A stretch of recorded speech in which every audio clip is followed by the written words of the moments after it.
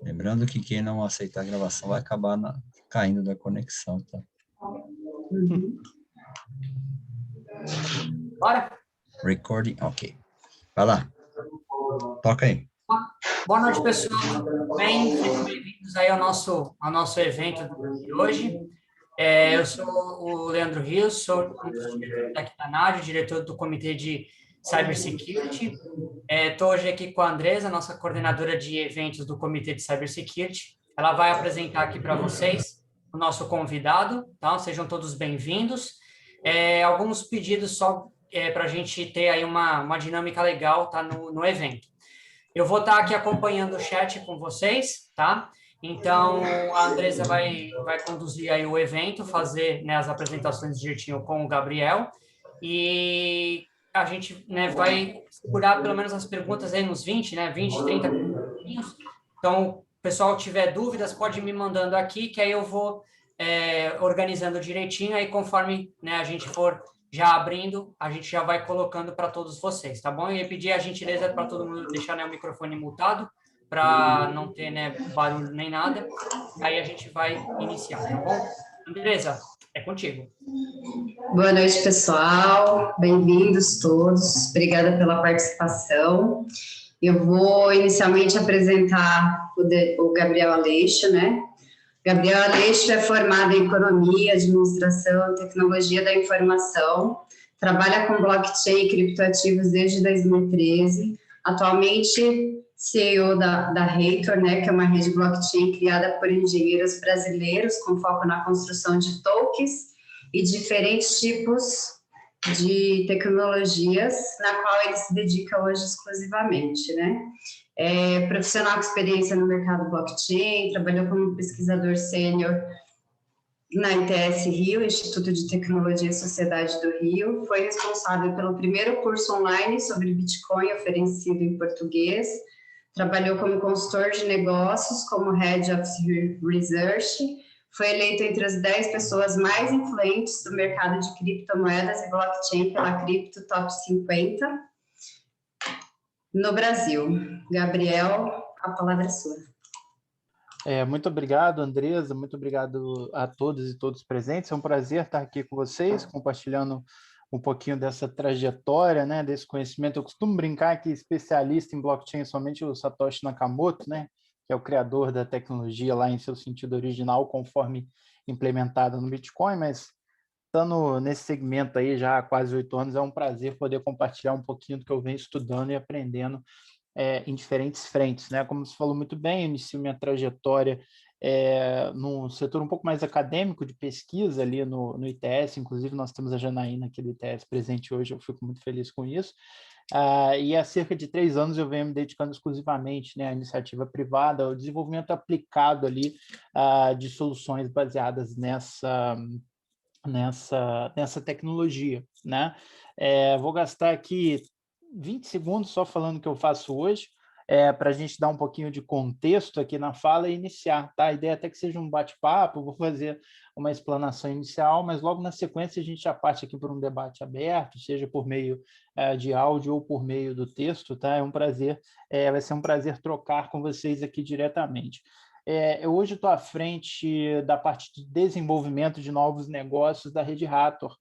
A Hathor é uma rede blockchain criada por engenheiros brasileiros, focado na escalabilidade, em ser uma rede em que é capaz diferentes pessoas, um grupo grande aí de casos de uso serem construídos nela, ao mesmo tempo que há uma grande usabilidade, com foco na tokenização. Por isso está intimamente ligado ao meu trabalho hoje do ponto de vista tecnológico, né? Vamos falar aqui de Bitcoin, vamos falar aqui de Ethereum, que são redes que têm se popularizado cada vez mais aí em diferentes aspectos, e hoje eu tenho o prazer aqui de comunicar ao mercado que há 1 ano e meio a nossa tecnologia da Hathor já está disponível aí para que qualquer um construa também suas soluções de tokenização sem qualquer custo e com uma usabilidade muito simples, né? Processos aí que em algumas redes são demorados, vão demandar ali saber programação. Na Hathor você baixa o aplicativo, em 3 cliques literalmente você cria o seu token, né? Mas para pano de fundo, para a gente colocar todo mundo na mesma página, para que serve token, por que eu fui me meter de trabalhar exclusivamente com isso, né? Onde isso começou até a gente chegar em NFTs. Vai parecer que eu vou um pouquinho longe, vou começar lá com Bitcoin, mas já, menos de 10 minutos, a gente já vai focar na questão dos NFTs. A questão é que o NFT é um acrônimo do inglês Non-Fungible Token, né? Ou seja, token não fungível. Então, ele nada mais é do que um tipo especial de criptomoeda, um tipo especial de criptoativo. Ele é um subgrupo do grupo dos tokens. Por isso, para vocês entenderem no detalhe o que é um NFT, eu vou ter que falar primeiro o que é um token, né? Se token não fungível é um tipo de token, vamos entender o que é um token. E para eu explicar o que é um token, é quase que imprescindível eu falar de Bitcoin, que foi o primeiro token, a primeira moeda digital descentralizada a funcionar na prática, e é impossível também eu não falar de blockchain, que foi o que permitiu ao Bitcoin funcionar na prática e abriu espaço para que outras aplicações similares surgissem na esteira dele. Será que a maioria de vocês aqui conhece o Bitcoin? Hoje em dia está um pouquinho difícil não conhecer, né? Já tem alguns anos que ele chama atenção aí na mídia, às vezes um pouco mais pelo seu lado financeiro, embora também tenha seu mérito, poderemos até falar disso, mas eu acho que o mais interessante do Bitcoin é a tecnologia e os incentivos que fazem com que ele funcione. Eu até hoje, mesmo já pesquisando o tema há quase 10 anos, eu fico fascinado, há 9 anos, perdão, eu fico fascinado com o funcionamento do Bitcoin. Por quê? O Bitcoin ele foi a materialização de uma coisa que já se buscava fazer na tecnologia da informação 2 décadas antes. Muita gente tem uma visão, o que é o Bitcoin? É um dinheiro digital que foi criado por um anônimo para ser trocado por hackers, né? Tem uma pré-concepção um pouquinho equivocada nesse sentido, que em alguns segmentos até hoje perdura sobre o Bitcoin. É óbvio que ele é passivo de críticas, tem mau uso também sendo feito com ele, com outras moedas digitais, mas do ponto de vista tecnológico ele trouxe uma revolução. Por quê? Ainda na década de 80, algumas das mais incríveis pesquisadoras e pesquisadores aí do tema falavam que seria impossível atingir o que ele conseguiu fazer. As pessoas acreditavam, olha o tecnês, já vou traduzir para o português, acreditavam que seria impossível estabelecer consenso em uma rede distribuída sem um nó coordenador central. Não entendi nada, né? Elas acreditavam que seria impossível uma tecnologia que permitisse fazer com que anônimos, com que pessoas que não se conhecem na internet conseguissem estabelecer um elo de confiança para fazer transações financeiras e de outras naturezas. Pois foi precisamente esse o problema que o Bitcoin resolveu por meio da tecnologia criada aí por seu enigmático criador, né, fundador, o Satoshi Nakamoto. Eu brinco com isso porque estamos falando aqui de um tema, criptomoedas e blockchain. E quem criou essa tecnologia foi Satoshi Nakamoto, um pseudônimo por trás do qual a gente não sabe muito bem quem está. Se é um homem, se é uma mulher, se é um grupo de pessoas. Me refiro a ele aqui no masculino, inclusive, porque é um pseudônimo masculino japonês, né? Então, o Satoshi Nakamoto criou lá em 2008 e lançou na prática em 2009 uma tecnologia, né, que ficou conhecida a posteriori. Quando você vai ler ali o paper acadêmico que Satoshi publicou aí para o mundo, quando você vai ler o código dele, nem se falava ainda em blockchain. Blockchain é um termo que veio um pouquinho depois. Não preciso nem entrar no mérito técnico aqui de como funciona, eu posso mandar uma série de materiais adicionais para vocês aqui por meio da Andresa. O que nos interessa do ponto de vista prático para entender token, depois NFTs e alguns dos subtemas que serão tratados aqui, é qual o problema que a blockchain resolve, qual o problema que a blockchain resolveu de 2009 em diante, para fazer com que o Bitcoin funcionasse na prática enquanto que uma série de outras tentativas de se criar uma moeda 100% digital e descentralizada, por que outras fracassaram e o Bitcoin funcionou? Graças ao advento da tecnologia blockchain. Por quê? A blockchain foi construída de tal maneira na rede da moeda digital Bitcoin que ela nos permite 2 coisas que parecem simples, mas que são que são essenciais para o funcionamento do protocolo.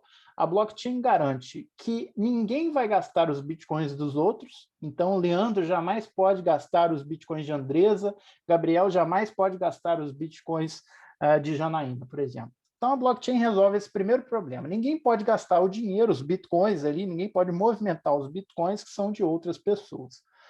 O segundo problema, esse talvez seja um pouco mais nítido para nós todos aqui que utilizamos tecnologias digitais e internet há algum tempo, acredito eu, que é o seguinte, é o problema do gasto duplo, né? Na internet, nos meios digitais, melhor dizendo, a gente não copia e cola tudo, não se discutiu por anos aí o problema da pirataria e coisas parecidas, até que o streaming aí deu uma organizada no mercado, né? Até hoje, questões de propriedade intelectual são um vasto campo aí do direito digital em função do Ctrl-C, Ctrl-V, não é verdade? E a blockchain simplesmente inviabiliza o Ctrl-C, Ctrl-V. Vocês já pensaram se algo que é utilizado assim como dinheiro, como meio de pagamento, como Bitcoin, se você pudesse enviar a mesma transação 2 vezes? Eu tenho um Bitcoin, eu mando esse Bitcoin para o Leandro e para a Andresa. Eu estou multiplicando dinheiro, né? Eu virei o Midas da era digital, eu toco no arquivo, ele vira ouro, eu consigo gastar 2, 3 vezes, 4, 5 vezes o mesmo dinheiro. Blockchain inviabiliza isso. Tanto que você gaste um mesmo dinheiro, um mesmo recurso, um mesmo ativo 2 vezes, ou que você utilize o recurso de outras pessoas. Eu gosto de fazer uma comparação da blockchain com uma espécie de cartório, como se fosse um cartório digital que ele é descentralizado. Quando eu falo que redes blockchain funcionam de maneira descentralizada e parecida com cartório, o que eu quero dizer? Em primeiro lugar, redes blockchain não estão associadas a um país, a um governo, a uma empresa em particular. São sistemas, muitas vezes, que funcionam a partir, literalmente, né, no caso dos maiores, de milhões de voluntários mundo afora espalhados. Vocês já ouviram uma frase que é engraçadinha, assim, mas que ela é bem verdadeira no meu entendimento? As pessoas falam muito de cloud computing, meu arquivo está na nuvem. A nuvem é o computador de outra pessoa. Nada mais, nada menos, né? No caso, eu hospedo meus arquivos no Google Drive, na nuvem. A nuvem é do Google. O Google foi lá, contratou uma empresa, tem algum lugar do mundo tem um computador cujo controle é do Google, que permite que seus arquivos estejam lá.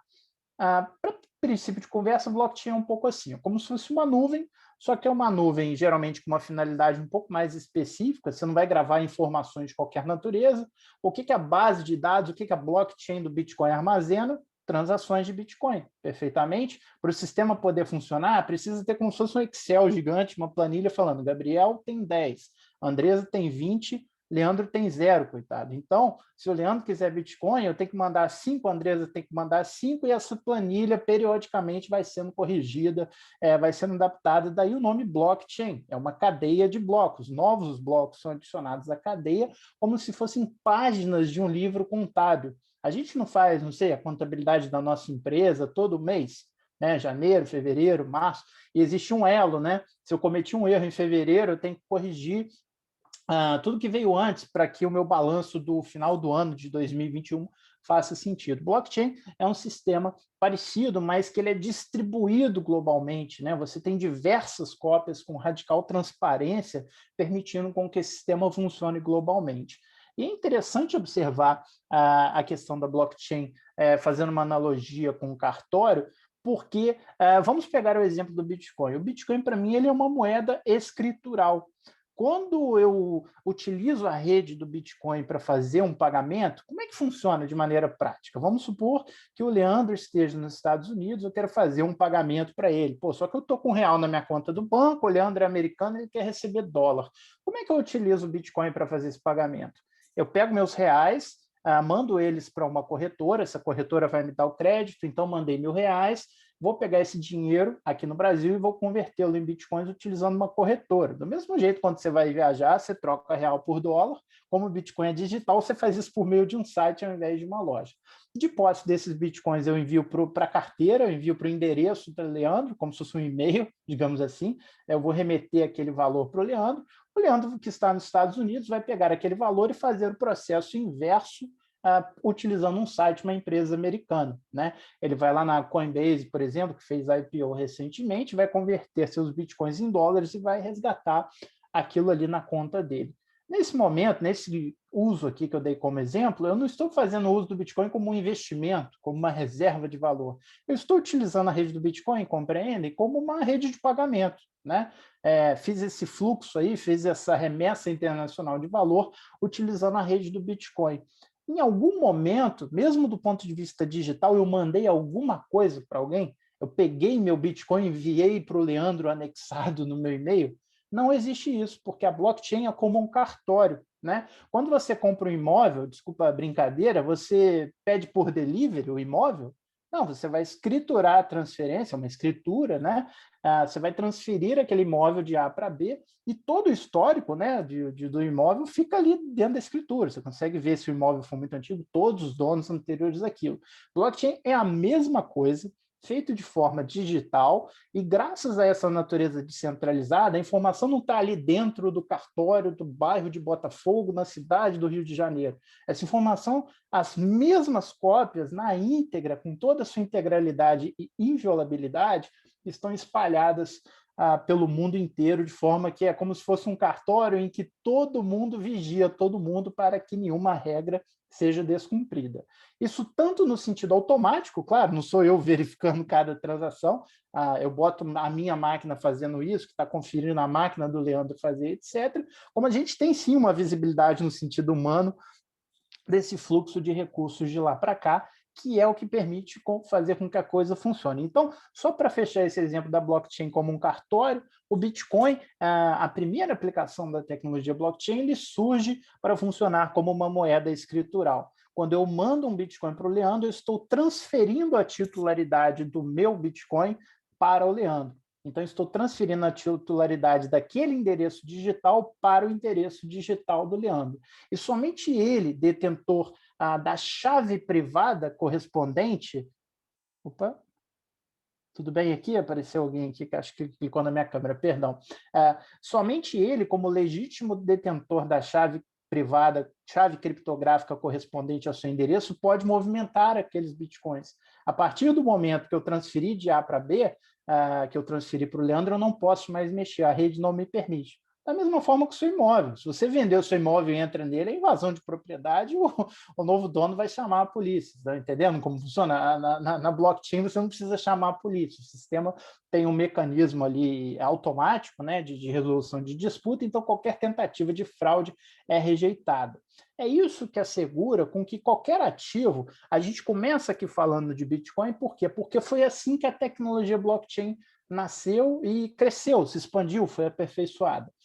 A blockchain fica praticamente restrita à sua utilização no Bitcoin de 2009 até 2013, 2014. Alguns pequenos projetos tentaram fazer outras coisas com essa tecnologia, mas não foram muito além, digamos assim. Tá? Não é para dizer que não existiam, mas não pegou, não ganhou tração, como a gente diz no jargão do mercado. O que acontece de maneira pivotal, a transformação radical que ocorre no ano de 2014 em diante, e graças a ela nós estamos aqui para falar daqui a poucos minutos aqui de NFT, foi o lançamento de uma rede muito relevante, até hoje a segunda rede blockchain mais popular sob diferentes métricas, a segunda rede mais popular blockchain que existe no mundo, que é a rede Ethereum.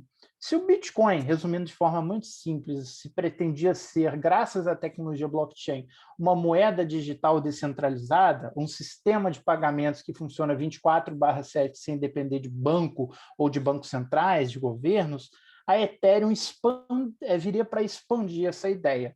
A Ethereum se pretende como um computador global em que você pode programar a rede blockchain para fazer outras coisas. Teoricamente, qualquer coisa que um computador faz, você pode programar a Ethereum para fazer. Se vai fazer sentido ou não, se vai ser eficiente ou não, vai depender muito do caso. Então, se a gente vai falar de tokenização, eu não preciso nem dizer, né? Não é exatamente um spoiler, porque é o tema do evento. Vamos falar de tokenização porque é um mercado que pegou, porque ele faz muito sentido quando a gente fala de blockchain.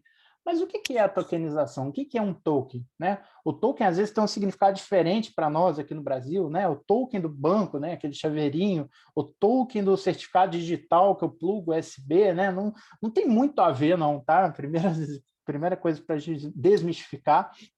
é separar um pouco do que é o token nesse sentido prático, né? Basicamente, uma explicação breve aqui para a gente entrar no conceito de token, eu falava, né, dessa natureza meio notarial, meio cartorial da blockchain, falava a blockchain sobre uma base de dados que está contabilizando valores, né?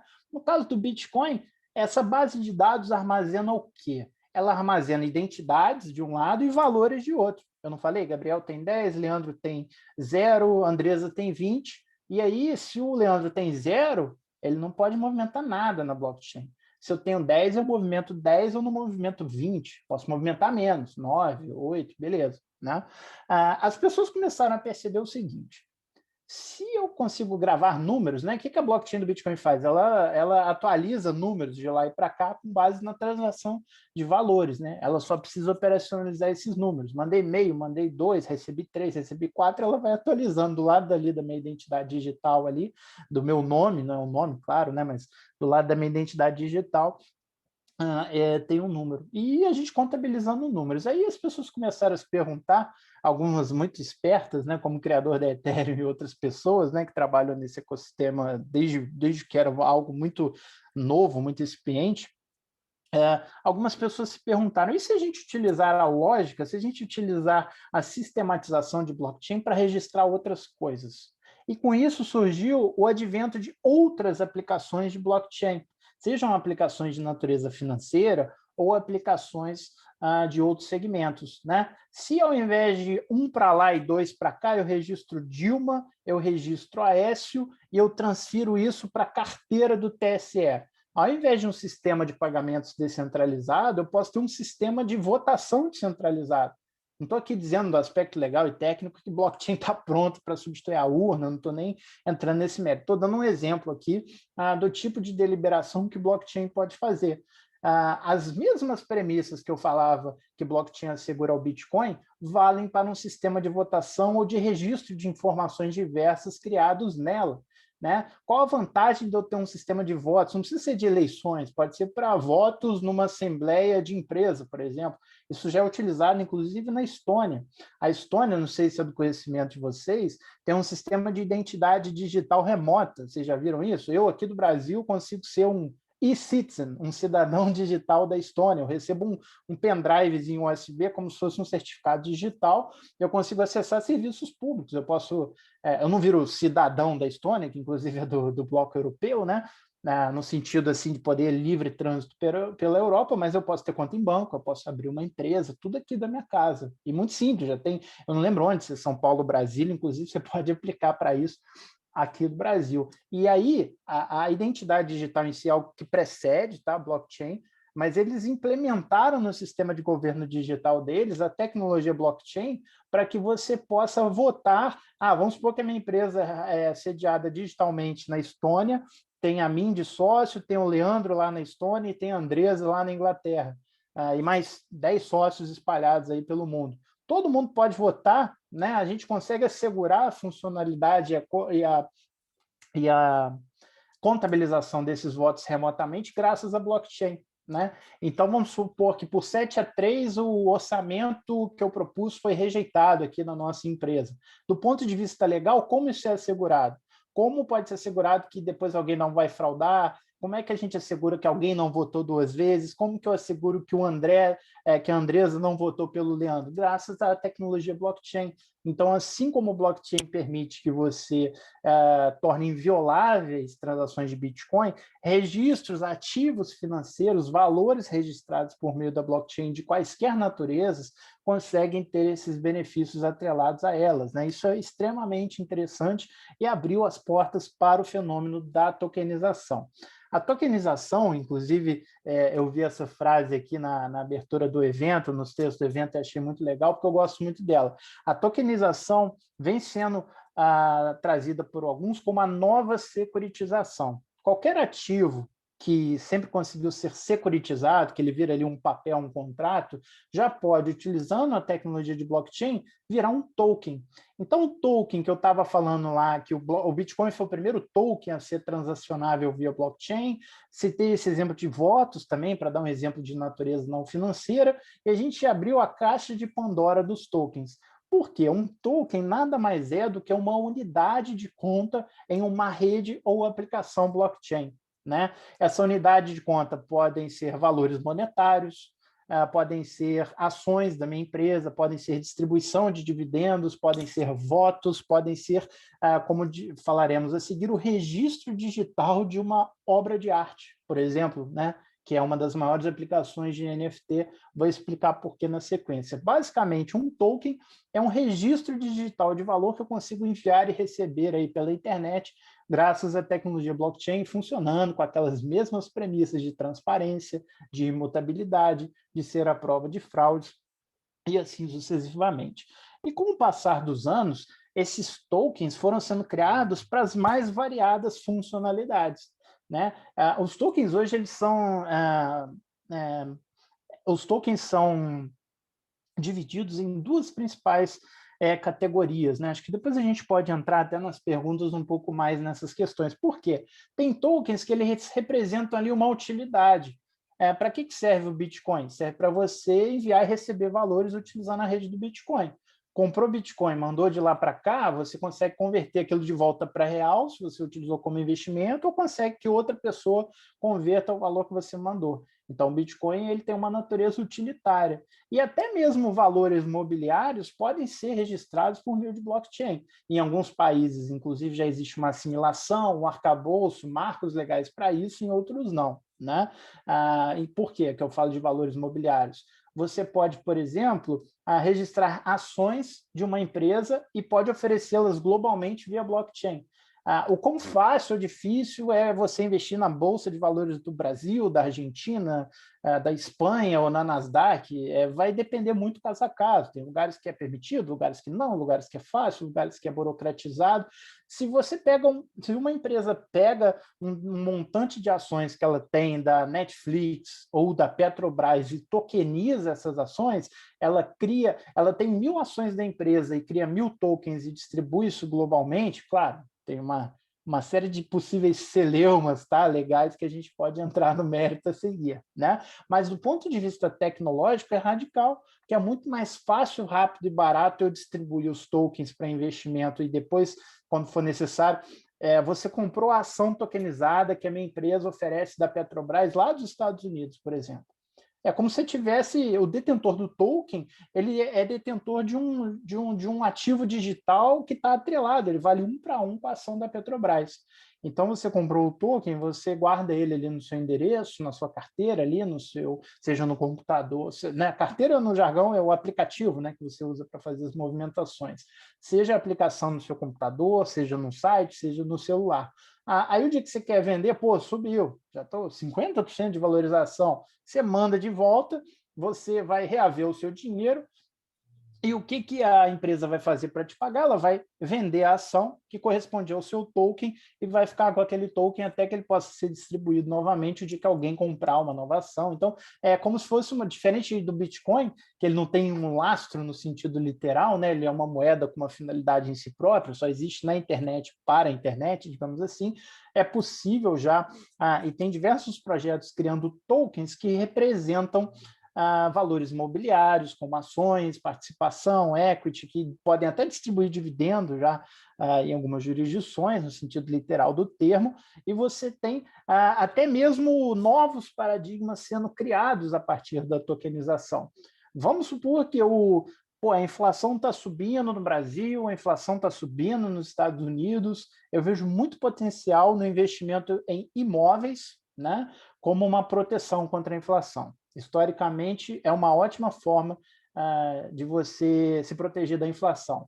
Só que eu tenho, tá difícil aqui, eu tenho 10 mil reais aqui guardados. 10 mil reais, até onde me consta, você não compra um imóvel aí de valor em nenhum lugar do mundo. Então, como é que eu posso pegar os 10 mil reais que eu tenho guardadinhos ali na poupança e me proteger da inflação utilizando um token numa rede blockchain? Já é possível a tokenização seguida por uma oferta fracionalizada de bens inteiros. Então, isso é super interessante, né? Eu falei aqui do exemplo de imóveis, mas isso vale, por exemplo, para obras de arte de muito refinamento e de muito valor. Eu não tenho dinheiro para comprar um shopping de 10 milhões de euros, 10 milhões de francos na Suíça. Eu não tenho dinheiro para comprar uma casa de 5 milhões numa zona nobre de um grande centro nos Estados Unidos. Eu não tenho dinheiro para comprar uma cobertura de frente para o mar aqui no Rio, né? Mas eu gostaria, como eu acho que esses imóveis têm um potencial de valorização, de investir meus 10 mil reais como se eu pudesse ser dono de 1%, de 0,1% desse imóvel. Você pode, né, o detentor, seja uma incorporadora, seja alguém focado nesse segmento em particular, seja na tecnologia ou no ramo imobiliário, você, detentor daquele imóvel, você pode criar 1.000 tokens, 10 mil tokens, 100 tokens, e você faz a venda fracionalizada desses ativos. Blockchain, a tokenização especificamente, é uma ferramenta extremamente interessante também para você fazer a venda fracionalizada de ativos que são muito caros, por exemplo. Então, é até uma maneira de você fazer isso de forma inclusiva. O primeiro uso que a gente viu disso, e que ele explodiu em 2017, com o que isso tem de bom e o que isso tem de ruim, eu poderia ficar horas aqui no evento falando só disso, foi os famosos ICOs. Né? O que é o ICO? Initial Coin Offering. É como se fosse um IPO feito na blockchain. Ao invés de a empresa oferecer ações dela na Nasdaq, ou na B3, ou na bolsa de sua preferência, ela pegava, emitia um número de tokens, vendia esses tokens a mercado, se capitalizava, fazia seu produto e lançava no mercado. Então, é uma mistura de crowdfunding, né, de levantamento de recursos de maneira centralizada, com uma oferta primária de ações. Né? Não é literalmente um IPO, porque não é uma ação tokenizada. É como se, imagina o Skype, vocês lembram lá do Skype, de fazer chamada?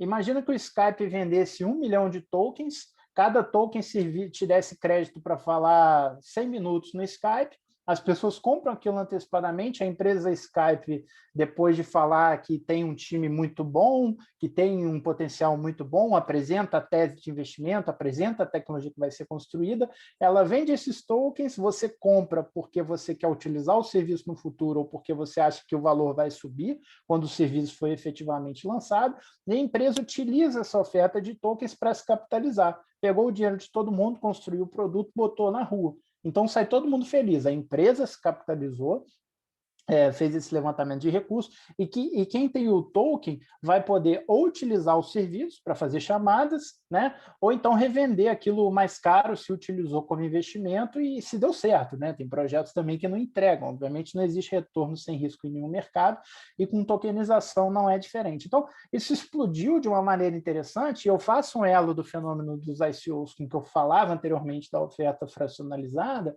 porque os ICOs eles tiveram uma série de problemas. Tá? Imagina que do dia para a noite, agora todo mundo poderia ser um pequeno investidor de risco, um pequeno venture capitalist. Isso é fantástico, por um lado, porque gera uma coisa inclusiva. Quem aqui tem dinheiro para investir no novo Facebook, no futuro novo Facebook, no futuro novo Google? Assim, pô, vi uma empresa ali dos Estados Unidos, da Europa, da Índia, da China, que eu acho que tem um futuro promissor. Você muitas vezes não tem acesso a investir nessas empresas por limitações legais, por limitações financeiras. Não sou investidor qualificado com mais de $1 milhão em ativos líquidos. Não faço parte de um fundo de investimento em que é possível fazer isso. Né? Então, tem essas questões aí que limitavam muito o acesso ao investimento em tecnologias promissoras, e essas barreiras foram rompidas com os ICOs. Tá? Isso não, de certa forma, foi criado como um bypass legal, e, numa série de aspectos, passou a ser assimilada pelo direito de diferentes países, ou seja, pode fazer ICO desde que siga determinadas regras. O corte ali é o seguinte: criou uma moeda que tem fins utilitários, como esse exemplinho que eu falei do Skype, pode fazer. Tá? É uma forma bacana de capitalização que evita que uma empresa que queira criar uma moeda utilitária, um crédito na forma de token, tenha que passar por toda a burocracia de abrir capital, por exemplo. Mas, por outro lado, foi problemático porque muita gente investiu em projetos, foi uma mania, criou-se ali quase que um movimento de bolha especulativa ali naquele momento. A coisa, muitos projetos deram muito dinheiro, muitos projetos não deram dinheiro, e o investidor ali mais leigo não tinha qualquer proteção, porque ainda não havia uma assimilação nesse aspecto. E isso foi principalmente ali nos anos de 2017, 2018, com o tempo o mercado amadureceu, essas ofertas já são muito mais reguladas, seja no ponto de vista estritamente legal ou no ponto de vista da autorregulação.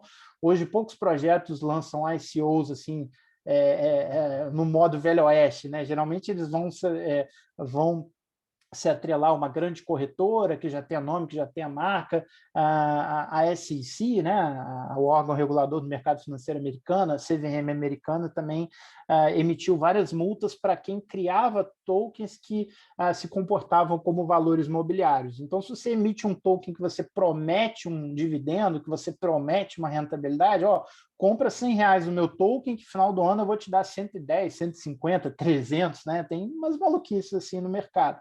Isso geralmente é impossível do ponto de vista financeiro, qualquer tipo de promessa do gênero deve ser vista com desconfiança, e além disso, né, as pessoas alguns projetos receberam multas multimilionárias lá nos Estados Unidos. Saindo desse breve histórico do que é um token de como vem sendo utilizado, né, veio sendo utilizado, vamos falar para as 3 coisas que, na minha opinião, estão na ponta de lança, estão na vanguarda da tokenização. As stablecoins, as CBDCs e os NFTs, né? Sopa de letrinha aqui, mas não se preocupem, vamos explicar tudo de forma bastante didática. Stablecoin nada mais é do que uma moeda digital estável. Diferente do Bitcoin, que sempre vira manchete, né? Quando o preço sobe muito, cai muito. Por quê?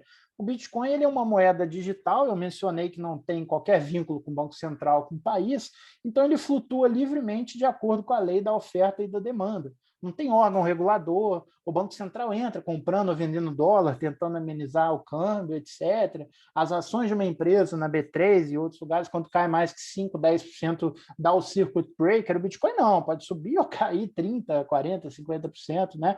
Inclusive, a volatilidade do Bitcoin e de outros criptoativos tem diminuído com o tempo, à medida que a capitalização desse mercado vem crescendo diante da popularização, né? Mas eu dou o exemplo do Bitcoin como uma moeda volátil, que muitas vezes vira manchete por isso, para dizer que o extremo oposto deles são as moedas digitais estáveis, né? São moedas que literalmente têm um lastro, que tem uma paridade com moedas nacionais ou com outros bens de valor, tá? Exemplos bem claros. Eu posso ter hoje um token que representa $1, €1, uma onça de ouro, uma onça de prata, você consegue ter já na figura das stablecoins. Aí não é totalmente assim, embora a arquitetura da blockchain ela seja descentralizada, existe ali uma empresa de carne e osso, uma empresa centralizada que faz a emissão daquele token e que dá a confiança. Por quê? Uma moeda pode ser considerada uma stablecoin, ou seja, uma moeda cujo preço não flutua em dólar, em euro. Eu tenho uma moeda como USD Tether, vale sempre $1. Eu tenho uma moeda como USDC, inclusive do grupo Goldman Sachs, uma instituição aí centenária do mercado financeiro tradicional, já utilizando há alguns anos blockchain para emitir o seu dólar digital, seu dólar tokenizado numa rede blockchain pública. Eu dependo da confiança nessas empresas para assegurar que existe de 1 para 1, porque a moeda só continua valendo $1 se existe a possibilidade de eu trocar o meu token por $1 na minha conta bancária, perfeitamente? Então, essa é uma tendência que já vem de alguns anos, eu diria que é de longe o caso de uso real mais difundido da tokenização e da tecnologia blockchain. Tá? Isso daí movimenta trilhões de dólares aí todos os meses, isso movimenta bilhões de dólares diariamente, tá? É uma liquidez absurda. Então, tem gente que adora o Bitcoin, acha incrível, eu pessoalmente só, a título de curiosidade, sou uma dessas pessoas, e tem gente que acha o Bitcoin horrível, o Bitcoin não serve para nada, é uma loucura. Não tem problema você pensar assim, já existe token para todo mundo. Você pode achar o Bitcoin uma bobagem ali, no sentido monetário do termo, e você pode utilizar o dólar tokenizado na rede blockchain. Eu falo isso porque as pessoas, acho super natural que as pessoas tenham suas opiniões, suas visões, e blockchain é para todo mundo, né? Para todo tipo de interesse, isso que eu gosto de enfatizar muito. E quem, de certa forma, via com um pouquinho de ceticismo, mas eu vou utilizar uma stablecoin emitida por uma empresa? Não sei não, para mim o dólar é o do governo americano, o real é o do Banco Central do Brasil, para você também não tem mais problema. Por quê? Diversos países estão conversando ativamente, alguns já lançando protótipos, aí já com coisa rodando, das CDBCs, são as Central Bank Digital Currencies. Nada mais, nada menos do que o mesmo funcionamento, a mesma lógica das stablecoins, só que emitidas por bancos centrais, ou seja, reputação maior impossível, né, do ponto de vista monetário.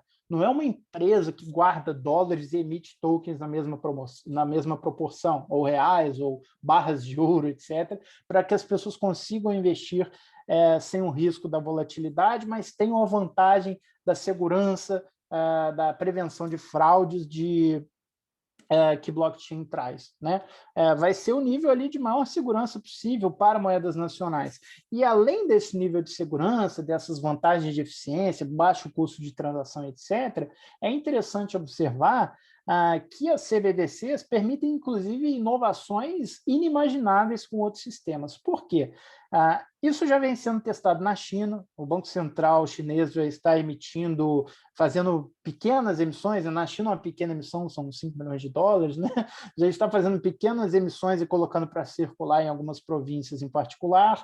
O Banco Central do Brasil, né? O Campos Neto lá do Banco Central acabou de anunciar aí há poucas semanas que o Brasil já está em fase já lançou diretrizes para a construção de sua moeda digital de Banco Central, então a criptomoeda, né, o criptorreal, digamos assim.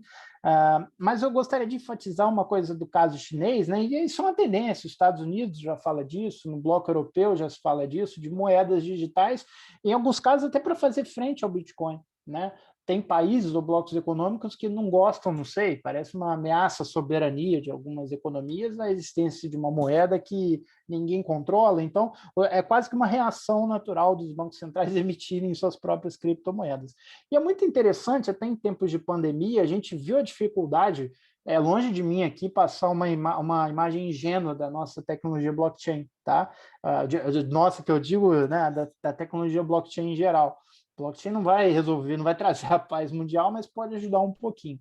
Por quê? A gente viu uma série de problemas para distribuir o dinheiro do auxílio emergencial, né? Seja esse auxílio aqui no Brasil, nos Estados Unidos. Nos Estados Unidos as pessoas recebiam um cheque em casa, né? Acho que isso é uma coisa muito engraçada. No Brasil, muitas pessoas com dificuldade. Se a gente tivesse uma moeda digital, você conseguiria fazer a contabilização, a operacionalização, a autenticação. A gente viu a quantidade de escândalo, né? Até um hacker lá conseguiu cadastrar o filho do William Bonner, vocês viram essa maluquice? Para receber o auxílio emergencial, isso gerou polêmica. Então, assim, esse tipo de falha em segurança da informação consegue ser largamente combatido com blockchain. Além disso, a blockchain permite uma programabilidade, graças à sua natureza digital, que a gente não tem nas formas físicas de registro, né? A China está fazendo um negócio que eu acho genial nessa lógica. Não estou aqui defendendo, sendo contra a política econômica A ou B, mas do ponto de vista técnico, eu acho muito interessante, não estou aqui falando econômico, o que eles estão fazendo. Por quê? Com a questão da pandemia, né, a gente teve até, finalmente, notícias positivas aqui no Brasil, né, do desempenho econômico, as coisas estão aos pouquinhos voltando a melhorar, lá nos Estados Unidos também, na China, né, mas as economias, de uma forma geral, principalmente em nações emergentes, foram muito abaladas, né, pela pandemia. Então, o que o governo chinês está fazendo com sua moeda digital? Você recebe ali, eu não lembro os valores, né? A moeda da China tem os valores meio malucos. Mas o auxílio emergencial lá, R$600. A China está emitindo isso na forma de moeda digital com uma data de validade, com uma data de expiração. Você recebe R$600, que se você não gastar, o dinheiro some, ou o dinheiro vai desaparecendo. Você tem que gastar R$100 por mês. Ou seja, é uma forma de você fazer política pública, de você fazer política monetária com dinheiro digital. Né? Se você recebe um cheque, você saca o dinheiro, papel, moeda, como é que o governo vai fazer um controle? Se ele está dando esse dinheiro, mas o dinheiro está sendo condicionado a alguma coisa. Se for um voucher, tem que ser gasto em saúde, educação ou moradia. Como é que ele vai controlar o papel moeda, né, para circular?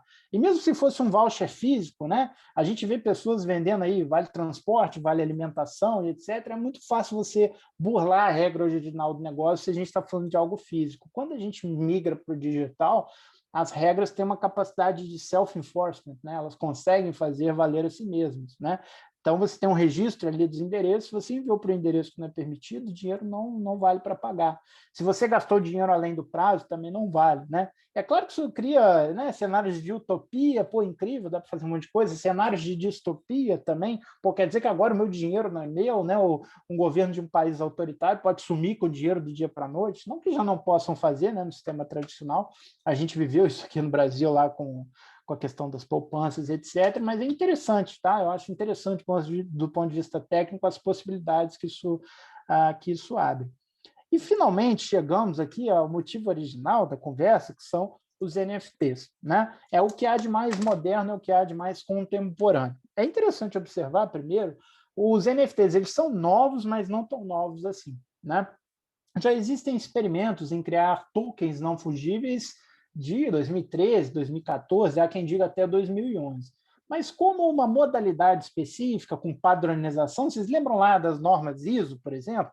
Norma ISO é uma forma de padronização, né? Toda empresa que tem certificação ISO, a gente sabe como determinado processo dela funciona. O NFT é como se fosse uma norma ISO de tokens criados na rede blockchain. É um pouquinho até parecido com isso. Por quê? O Bitcoin, ele é um token fungível, né? Vamos supor que eu tenha um Bitcoin, a Andresa também tenha um Bitcoin, o Leandro também tenha um Bitcoin. Seja o Bitcoin meu, o do Leandro ou da Andresa, todos os Bitcoins valem a mesma coisa. O preço pode até flutuar, né? Estava valendo 300 mil reais, agora está valendo 200 mil reais. Pode até oscilar, mas num determinado dia, num determinado momento, os Bitcoins, sejam de quaisquer pessoas, valem a mesma coisa. Vocês lembram daquela brincadeirinha que o professor falava, né? O que pesa mais, 1 quilo de algodão ou 1 quilo de chumbo? Né? Não faz diferença. Né? Para fins do peso, aí, são bens fungíveis. A mesma coisa é quando a gente fala, o que vale mais, uma nota de 10 ou 2 de 5? Né? Desde que esteja na minha mão, ambas valem a mesma coisa, perfeitamente. E é essa indiferença, né, quanto à origem, quanto à fonte, quanto à natureza de quem detém aquele valor, é basicamente disso que trata a ideia de tokens fungíveis, né? Então, por padrão, vamos dizer assim, todo token que você cria na rede blockchain, ele tem essa natureza fungível. Você criou ali 1000 tokens de alguma coisa, não interessa por que mãos ele passou, etc., vai valer sempre a mesma coisa. São representações digitais de valor em grupo, em massa. Quando a gente fala de NFT, estamos falando do caso contrário. É uma padronização, é uma forma de você criar um token de maneira que ele seja único. É um token não fungível, né? Então, ele vai ser ou único, ou ele vai guardar uma série de fatores ali que, pelo menos dentro de um grupo, ele seja exclusivo, ele represente algo exclusivo. E uma coisa que é interessante de um NFT, parece simples, né? Mas uma característica essencial de um NFT é que ele nunca possa ser destruído, por exemplo, depois de criado, e que não se possa criar mais cópias além das geradas originalmente no momento ali de sua emissão. Por que eu falo isso? O NFT ele tem essa característica de unicidade, de exclusividade, de certificação, que vamos detalhar a seguir, mas não necessariamente ele precisa ser único, não, tá? Um exemplo de um NFT único é um NFT que representa uma obra de arte digital, por exemplo. Quantos quadros da Mona Lisa existem no mundo? Provavelmente milhares, milhões, né? Não sei, centenas de milhares. Quantas Mona Lisas do Leonardo da Vinci existem? Somente uma, e pelo que eu me lembro, fica lá pendurada no Louvre, correto? Se você quiser ter a Mona Lisa, o que você faz? Você não faz nada, porque ela não está à venda. Ela é exclusiva. O exemplo máximo de NFT, se eu pudesse comparar o NFT com uma coisa do mundo físico, é a Mona Lisa pendurada no quadro, com o quadro físico original, pintado pelo Da Vinci, pendurado no Museu do Louvre, lá na França, né? Esse é um exemplo do que seria um NFT. Ainda no mundo das artes físicas, fazendo analogia, eu não necessariamente preciso ter uma obra, né? É muito comum, foi um movimento até das artes plásticas aí ao longo dos últimos anos de popularização e democratização do acesso às artes. Você, às vezes, o quadro original ali pintado à mão, ele é vendido, sei lá, por R$1 milhão, mas você pode ter uma cópia do autor, né? Você pode ter ali com a assinatura, você tem a cópia 23 de 100 autorizada. Então, é uma forma de NFT também. Você não tem aquele que é único, mas você tem a 23ª cópia de algo cuja tiragem foi de 100 unidades. Né? Muito parecido com o livro, talvez. Né? O problema do livro é que não tem ali necessariamente uma forma de certificação, por exemplo. Né? Por quê? Eu sei que esse livro aqui eu tenho a primeira edição, a obra clássica aqui, eu tenho uma das 1000 unidades da primeira tiragem, né? Mas se a editora resolver fazer um livro fake ali, ninguém vai perceber. Vocês entendem o que eu estou falando? Imagina que um livro aí virou objeto de colecionador, tem disco lá, aquele do Tim Maia lá, o Racional, vocês lembram disso? Que ele mandou tirar de circulação o disco.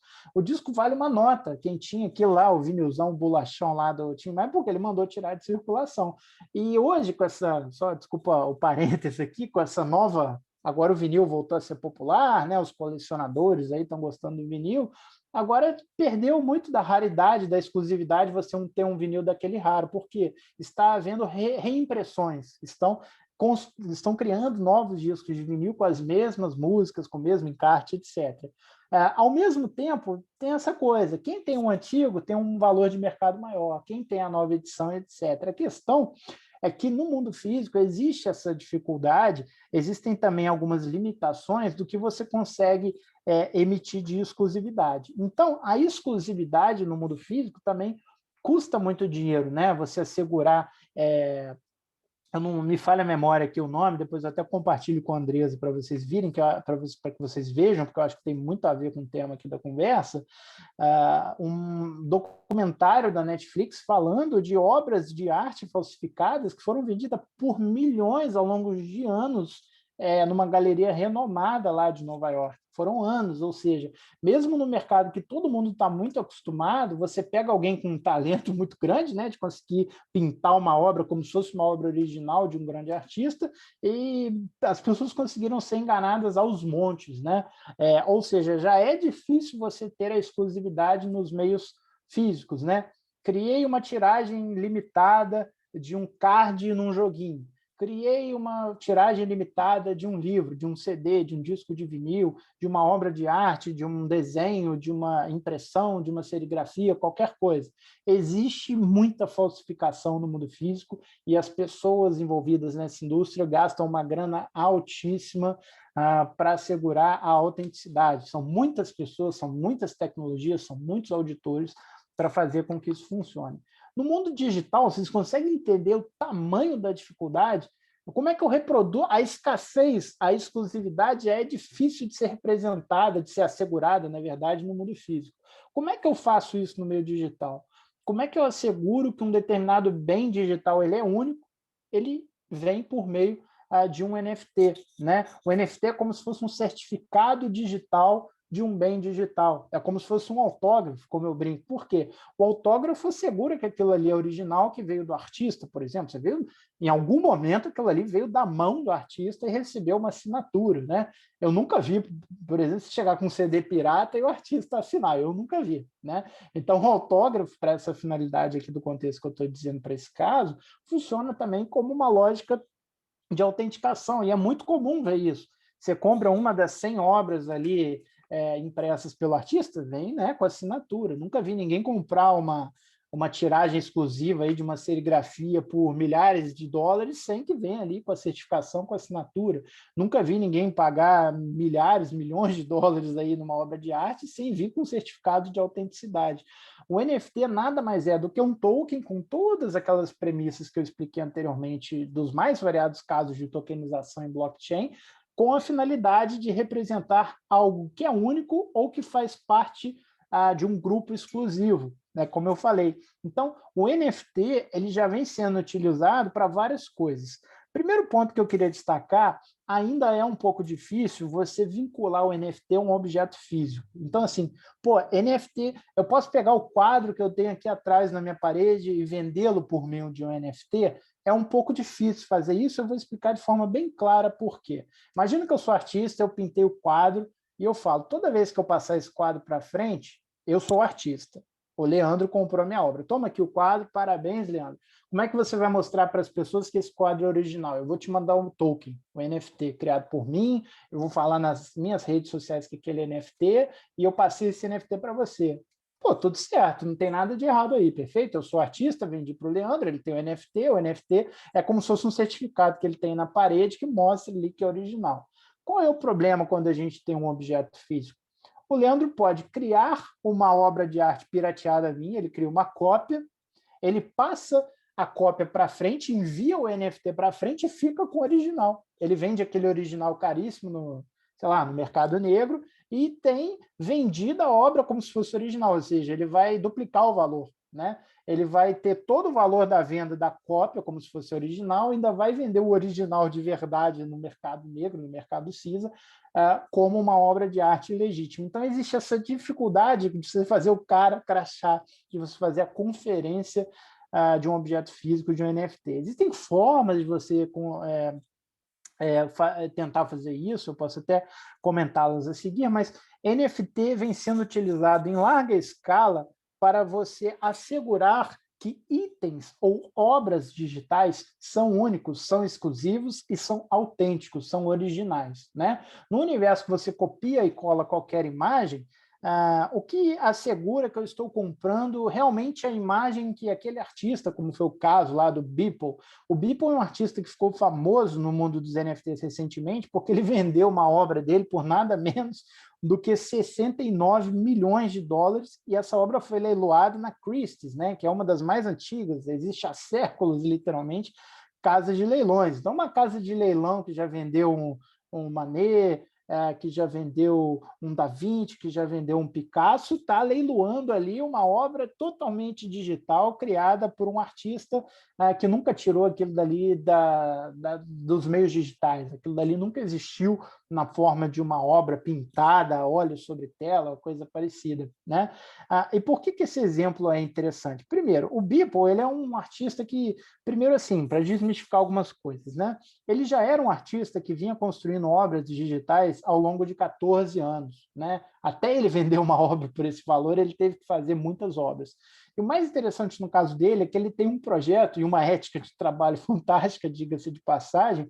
Há 14 anos ele disse, eu vou criar uma obra digital por dia. Ele vai criar uma imagem, um gráfico 3D, em vez de pintar um quadro, ele é um artista digital, ele abre lá o Photoshop, tá? Não é o Photoshop, lá outros artifícios tecnológicos, e cria imagens do zero, cria artes ali com 3D, com outras técnicas, é muito interessante. E basicamente ele fez uma colagem com todas as obras que ele fez ao longo dos últimos 14 anos, criou uma obra única lá, The First 5,000 Days, né? Os primeiros 5 mil primeiros dias, né? Em que ele fazia uma colagem de todas as obras digitais que ele criou uma obra única disso, emitiu um NFT correspondente e vendeu.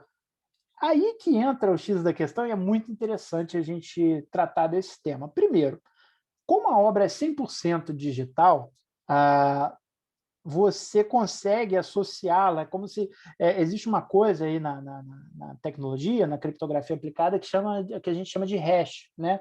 O hash é como se fosse o identificador digital de um arquivo, né? O identificador de um arquivo digital, como se fosse o código de barra, né? A maquininha lá não escaneia lá o código de barra e sabe que é uma Coca-Cola e não uma caixa de sabão em pó, por exemplo. A gente consegue fazer isso de maneira inviolável nos meios digitais. Qualquer coisa, seja um PDF da Bíblia Sagrada com 2.000 páginas, ou seja uma foto 3x4, eu consigo representá-la por uma sequência de letras e números do tamanho aproximadamente igual. Então, qualquer coisa, seja um arquivo de 1 terabyte ou um arquivo de 1 kbyte, eu consigo representar com uma pequena sequência de letras, né, pequena aos olhos, né, sequência de letras e números. Isso vira um identificador digital que, se eu registro numa rede blockchain, ele pode ser escriturado. Hoje ele é do Leandro, porque ele comprou originalmente de mim. Amanhã o Leandro pode passar isso para a Andresa e assim sucessivamente. Isso nos coloca no seguinte ponto em relação ao estado atual dos NFTs, e é mais ou menos por onde eu gostaria de parar antes de passar a palavra aqui para o nosso debate. Os NFTs, conforme a gente vem vendo aí ao longo dos últimos meses, principalmente com essa explosão do segmento, eles vêm tendo um valor especulativo, eles vêm tendo um valor de colecionável, eles vêm tendo um valor financeiro. Ainda falta um pouquinho do valor utilitário que outras formas de tokens já permitem ter, e eu realmente acho que os NFTs vão adquirir esse valor utilitário com o passar do tempo e principalmente com a assimilação do direito dessa nova forma de ter, possuir, transacionar bens, né? Sejam eles digitais ou físicos. Por que eu estou falando isso, né? Inclusive, meu amigo Courtney chegou aqui na conversa, ele tem uma analogia que eu gosto muito, que ele fala o seguinte, eu já até utilizei essa expressão aqui anteriormente. hoje o NFT ele é um autógrafo, né? Por quê? Do mesmo jeito que pessoas valorizam itens exclusivos, o CD de tiragem limitada, o single, o disco de vinil, etc., do mesmo jeito que um bem autografado para um grupo determinado de pessoas ele vale mais, assim é com o arquivo digital. Então, você vai me perguntar, do ponto de vista prático, a pessoa que comprou aquela obra do Beeple por 69 milhões de dólares, ela ganhou os direitos autorais da obra, os direitos de reprodução, o direito já assimila isso? E a minha resposta é simples e objetiva. Hoje, não.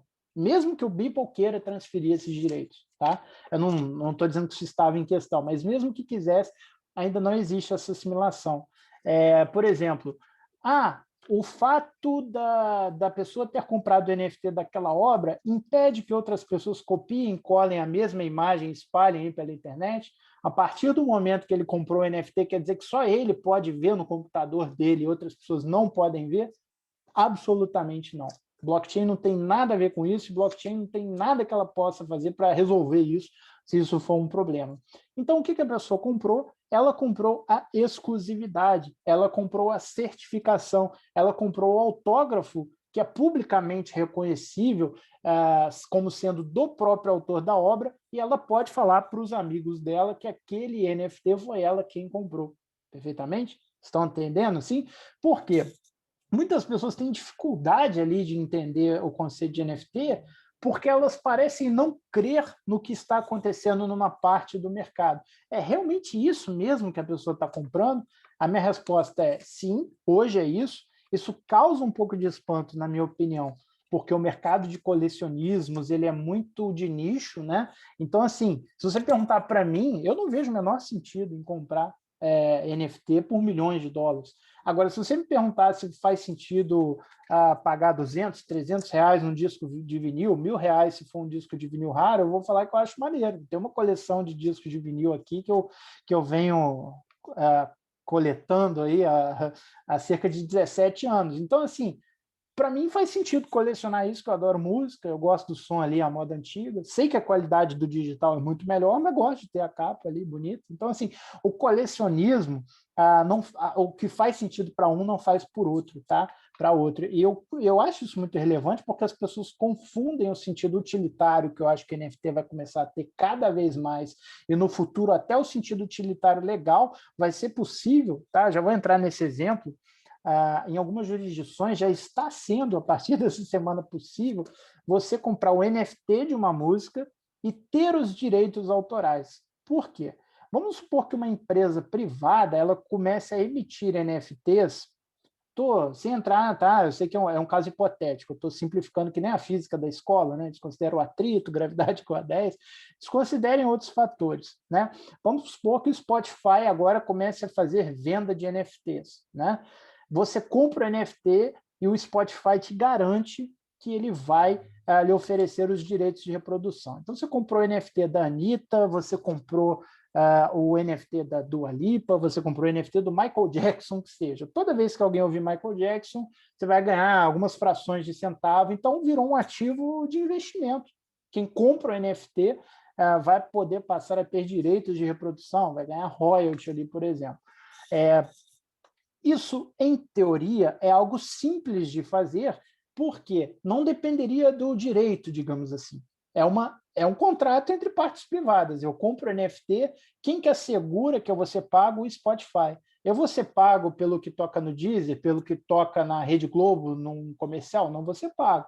Eu não assumi esse direito autoral de maneira canônica, eu assumi uma relação com a plataforma. Então, plataformas podem fazer isso, tá? Até do ponto de vista técnico é mais simples de você fazer, mas do ponto de vista legal, na esmagadora maioria das jurisdições ainda é algo super novo, eu falei, né? Surgiu há alguns anos, aí como padrão já tem uns 3 anos, mas explodiu a coisa de 4, 5, 6 meses e tem uma série de coisas ainda para serem criadas.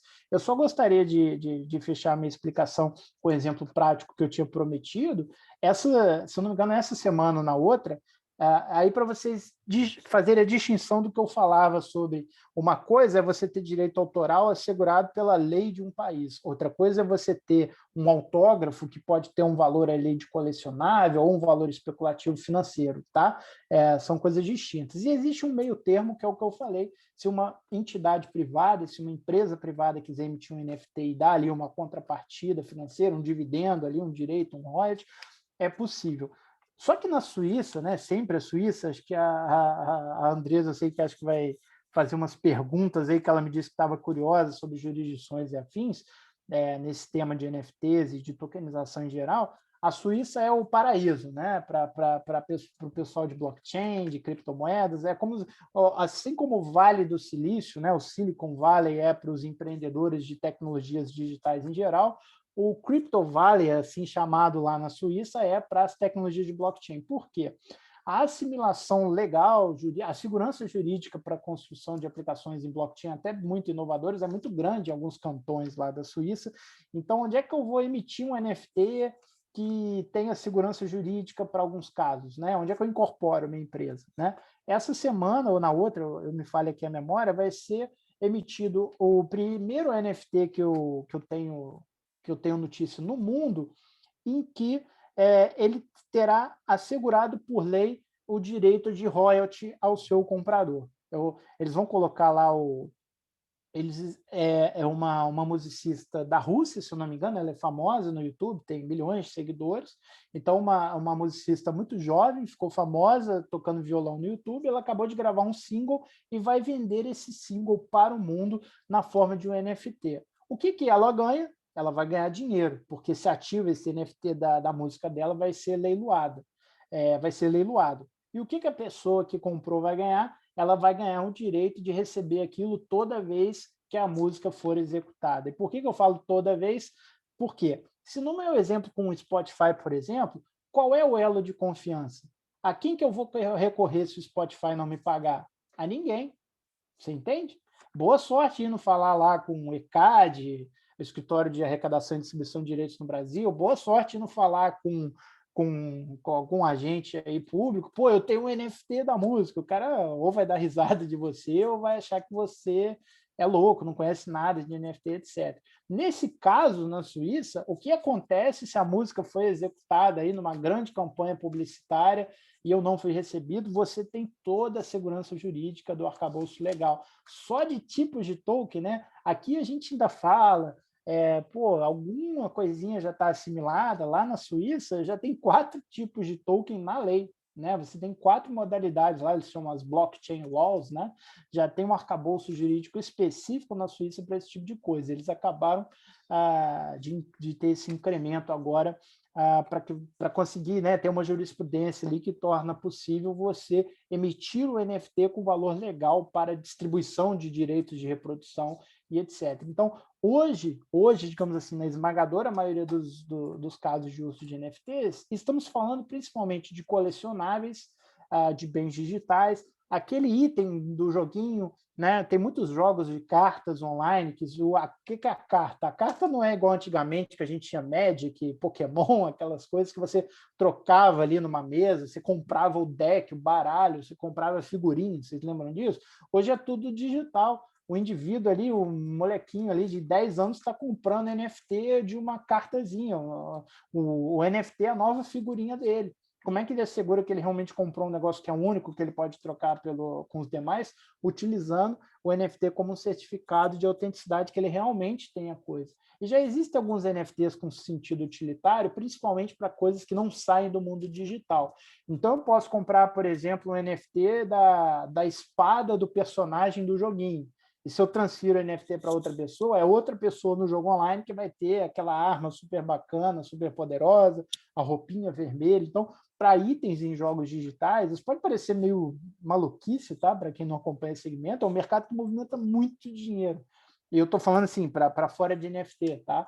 É um mercado eles falam skins lá, por exemplo, você ter ali uma customização do seu personagem, isso é vendido por muito dinheiro, muito antes de NFT. Eu acho que NFT só vai ser uma forma de dar mais segurança a esse mercado, de dar mais fluidez e liquidez a esse tipo de ativos para que possam ser trocados de maneira mais ampla, e também alguns itens colecionáveis ligados à música, ligados às artes plásticas, essas obras digitais. Imagina quem faz animações 3D, motion graphics, como é que essa pessoa se capitaliza, principalmente no momento de pandemia, né? Se todo mundo pode copiar e colar, como é que eu tenho uma relação direta com o artista de saber que se eu comprar aquilo ali, o dinheiro vai realmente para o artista? O NFT é uma forma de você estabelecer esse canal. É uma coisa que eu acho que já está vindo, a primeira delas eu já falei, um caso literal, um caso prático como o da Suíça, né? Eu vejo o direito cada vez mais começando a assimilar esse tipo de caso de uso e dando resguardo, né? Dando respaldo a esse tipo de distribuição aos detentores, aí, aos negociadores, digamos assim, de NFTs também.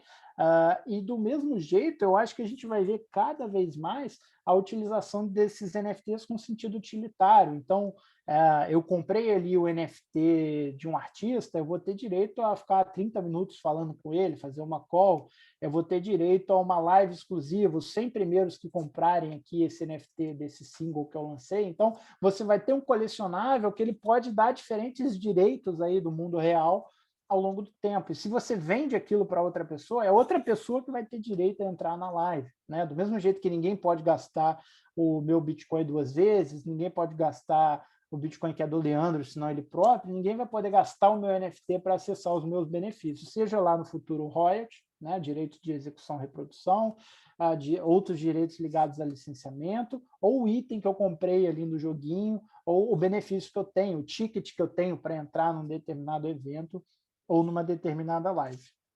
Me estendi um pouquinho aqui além do previsto, mas eu achei show de bola. seja interessante. É tão legal, Gabriel, que muita assim, coisa. algumas perguntas até aqui você acabou matando no meio do caminho, né, do que o pessoal foi colocando. Mas assim, eu quero contigo assim assim, eu não sei se é a opinião, né, de muita gente aqui. Assim, para mim assim, algumas coisas eu confesso, eu não tenho esse conhecimento, né? Isso para mim ainda é um mercado novo, ainda é algo que assim eu não conhecia. A gente sabe, né, de algumas coisas, né? Por exemplo, quando lançaram, né, o Kings of Leon lançou um álbum e tudo, a gente sabe assim de algumas coisas pontuais, mas assim o que eu pude perceber, pelo menos, né, para mim, né, Leandro, pelo menos, a minha grande dificuldade está na cabeça, né, de você pensar aquele bem, né, como algo digital. Né? Por exemplo, você deu esse exemplo, né, que a gente deu de música. Eu, por exemplo, eu toco. Então, por exemplo, eu sou fã do Marcus Miller. Então, eu tenho, por exemplo, o baixo assinado por ele. No headstock, né, na mão do baixo, eu tenho a assinatura dele embaixo, o número de série, né, que tem o registro e tudo mais. Então, assim, nesse exemplo que você deu para mim, aí foi claro. Né? Só que aí, pensando um pouco como advogado, eu fiquei pensando o seguinte, como é que você consegue, na verdade, provar? Porque, por exemplo, eu poderia vender, né? Segundo eu entendi a tua explicação, posso tá viajando também. Eu posso, por exemplo, pegar esse meu bem, né? Esse baixo, por exemplo, que eu tenho, e eu criar um NFT para vender, né? E assim, na minha cabeça, isso seria assim, como se eu dividisse, por exemplo, eu criei esse NFT, eu vou dividir isso com você e com a Andresa, por exemplo. Então, eu divido com a Ana, divido com, sei lá, com a Mônica, com o Bruno, o pessoal daqui, eu vou dividindo, o pessoal que gosta, que tem interesse, a gente vai dividindo. Isso aí, então, da minha cabeça, é como se aquele bem, né, aquele baixo, ele deixa de ser 100% meu. Ele vai ser, sei lá, aí o exemplo que você deu, 1%, 0,01%, né, do seu, uma outra porcentagem para a Andressa, uma outra porcentagem para, sei lá, para a Mônica, para o Bruno, para a Mariane, e aí a gente vai dividindo isso. Exatamente, eu entendi certo o que você explicou, eu viajei legal aqui. Não, tá correto. Assim, inclusive, o que eu gostaria de enfatizar, que eu tentei falar um pouco na minha explanação e acho que vai muito ao encontro do que você está falando, assim, é a multiplicidade de formas que esse NFT pode tomar. Como você falou, você tem ali o baixo autografado. Você pode criar um NFT daquilo que é o NFT da foto, então as pessoas pode parecer meio maluco, mas olha, tem comprador para muita coisa no mundo. É só uma foto, as pessoas querem prestigiar que você tem ali aquele item autografado. Vamos supor que seja um negócio assim muito emblemático, entendeu? Você tem a guitarra que o Kurt Cobain do Nirvana usou, você comprou isso por milhões de dólares, é única, é a última que tem. Você vai emitir um NFT daquilo. Eu não duvido que tenha comprador. Mesmo que seja um NFT, como eu falei, sem finalidade utilitária alguma. É simplesmente ali um certificado, é um autógrafo. Pô, o Leandrão aqui ficou cool, comprou a guitarra do Nirvana e está emitindo NFT aí para...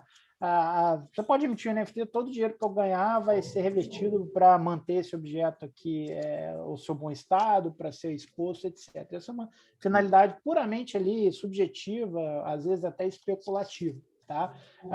Por outro lado, é o que eu falei, aquilo ali pode tomar uma forma de um contrato digital. Você está substituindo uma relação comercial firmada por um contrato real por um contrato digital. Aí a assimilação vai variar um pouquinho de caso a caso. Por que eu estou falando isso? Você pode ter aquela guitarra, você emitiu 10 NFTs dela e no dia que você vender isso no leilão, você distribuiu o dinheiro entre as 10 partes, por exemplo. Aí já seria outra lógica. Não é um NFT que você lança com valor zero, e a pessoa pode dar o que ela quiser, pode fazer um leilão, coisa parecida. Seria você pegar o valor de mercado daquele item, dividir por 10 naquele momento, vender 1/10 para cada pessoa, e no futuro as pessoas poderem reaver o investimento, possivelmente até com lucro, por terem te ajudado ali a capitalizar naquele momento. Então, essas duas óticas são possíveis. Então, não apenas o que você falou é verdade, como pode se desdobrar em diferentes formas. Show. Eu, pelo menos como advogado, eu pensei exatamente isso. A minha preocupação é com direito autoral, né? Porque a sensação que dá é exatamente essa. Fala, o negócio não é mais meu. Não entro nem na questão da exclusividade, mas é interessante mesmo que você colocou bem essa questão. Quer pontuar, Andresa? Porque você falou muito de direito autoral e é uma problemática muito grande, assim, me falta aqui conhecimento jurídico para poder opinar em detalhe, mas mesmo sem ser especialista desse tema, eu consigo entender a quantidade de problemática, né? Você criou o NFT da guitarra, do baixo lá, que é um Rickenbacker. Pô, quem tem, entendeu? Se a marca cobrar direito de imagem e o autógrafo é do artista, se o artista falar que você não foi autorizado, tem muito problema para ser gerado. E não tem nada que te impede, em sentido prático, tecnológico, é claro, não tem nada que te impede de emitir o NFT e de ganhar dinheiro. Tem aquele artista famoso, né, dos grafites, lá o Banksy, né, lá na Inglaterra, as pessoas criaram... Você sabe, é um Banksy que ele faz uns grafites, você vê que a obra se sabe que é do Banksy, né? E as pessoas criaram uma obra falsa do Banksy e venderam como NFT e foi vendido por milhões de dólares, assim, né? Claro que foi num momento de euforia, né? O mercado estava meio maluco ali naquele instante, mas só para dar um exemplo, tá, de coisa que é possível fazer, assim, é uma obra claramente ilegal, eu não lembro como, mas acho que ele foi no Twitter lá, falou que não era dele, ninguém sabe meio quem é o cara, né? Enfim, é muito interessante isso, porque a questão de direito autoral é muito ampla para o que se tem de bom e de ruim, na minha opinião, quando a gente fala de NFT. Gabriel, diz para a gente como é que está essa questão aí regulatória, como que vamos dizer, você falou que a Suíça está um pouco avançada, né, na questão das NFTs. Como é que você percebe aí, pelos seus estudos, como é que está essa questão lá fora? Porque parece que, justamente em razão da oscilação que tem, né, da volatilidade ainda nesse mercado, alguns países são resistentes, mas que, de um modo geral, todos eles estão tratando, vamos dizer, pensando já numa regulamentação específica para isso, é isso? Muito, muito bem colocado. Especificamente para NFT, eu peço até desculpas por ser algo novo e tal. O que eu vi de imediato, só para a gente colocar bem claro aqui para todo mundo, tá? Não tem nenhum país é proibido fazer NFT, vender, não funciona dessa maneira. Por quê? Mesmo que não exista um marco legal específico daquele tema, né? Quem sou eu aqui para discutir com um profissional de direito, mas igual no Brasil que o pessoal brinca, o que não é proibido é permitido, né? Então, assim, não tem nada falando que você pode emitir NFT, mas também não está falando que não pode. O que você não pode é emitir um token, chamar de NFT e prometer rendimento de 10% ao mês. Isso se classificaria como valor imobiliário, e tem uma série, né, de outros regimentos aí que vão te proibir de fazer isso. No Brasil, até para a gente dar um pouquinho essa perspectiva, eu mencionava, né, nesse ano agora, aqui na declaração do imposto de renda nesse ano, já tem 3 categorias específicas para você declarar o imposto só para token. Tem lá Bitcoin, não sei bem por que criaram uma categoria só para o Bitcoin, acho que para o ser o mais popular que muita gente que investe no segmento tem. Tem lá a ideia de token alternativo e tem a ideia lá de token securitário, por exemplo. É uma divisão muito comum, né? O token utilitário, que ele tem valor como uma fichinha que pode ser gasta em determinada aplicação, num determinado serviço, e o token securitário, que é aquele que eu dei alguns exemplos ao longo do papo de hoje, no sentido de ele representar um valor imobiliário, de ele representar algo que possa gerar receita, como eu falei, representar uma fração de um imóvel, representar uma cota de um fundo, ações de uma empresa, isso já é possível e diferentes locais vão assimilar de diferentes maneiras, naturalmente. Quanto a NFT em particular, o único exemplo que eu tenho conhecimento assim, de um marco legal que foi adaptado para incluir NFTs foi esse super recente, eu vi essa coisa na semana que passou agora, desse NFT para música que vai ser emitido com valor legal, né? Que tem esse respaldo. A Suíça, como eu já dei o exemplo, é a meca assim, para esse tipo de coisa. Todo mundo que tem dúvida, eu recomendo muito estudar. Não que seja sempre, né, a melhor jurisdição, vai variar muito caso a caso.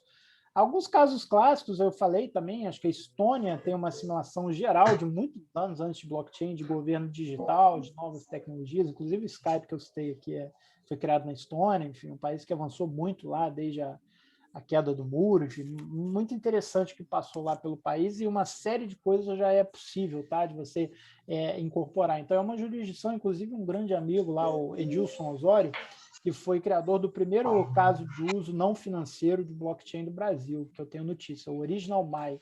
Ele é um sistema para certificação digital utilizando blockchain.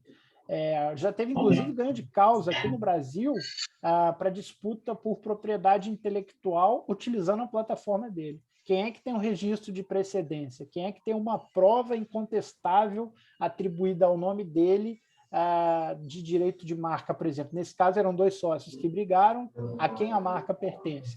Graças a ter feito o registro em blockchain na plataforma do Edilson, originalmy.com, você consegue fazer isso. Né? E o Edilson é um caso clássico de um empreendedor brasileiro que, incomodado com a insegurança jurídica aqui no Brasil, também ele foi um grande pioneiro, né? Ele começou o negócio acho que em 2015, era muito cedo mesmo, e ele acabou incorporando o negócio na Estônia e se mudou, se não me engano, até com a família dele, com a esposa dele para lá, a esposa dele também, e estão trabalhando de lá. Então é muito interessante esse movimento, porque mostra aí, não sei se é o termo correto, uma arbitragem regulatória, uma busca por empreendedores por segurança jurídica, onde quer que ela esteja.